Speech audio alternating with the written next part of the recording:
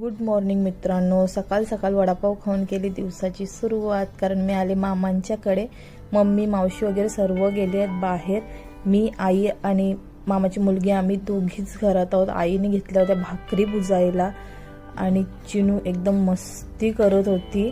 कारण घरात आम्ही दोघी तिघीच होतो, त्याच्यामुळे मी थोडा आराम करत होते. तेवढ्यात बघते तर काय हे आले आम्हाला घ्यायला आणि येऊन बाहेर बसले होते. त्याच्यामुळे उठली आणि मी जाऊन कपडे वगैरे चेंज करायला गेली.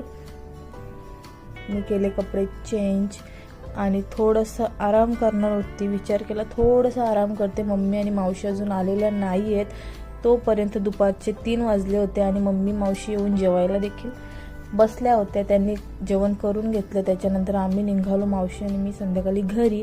त्याच्यानंतर संध्याकाळी पोचलो आम्ही घरी आणि बसल्या बसल्या संध्याकाळी खाल्ली मी थोडीशी बोरं.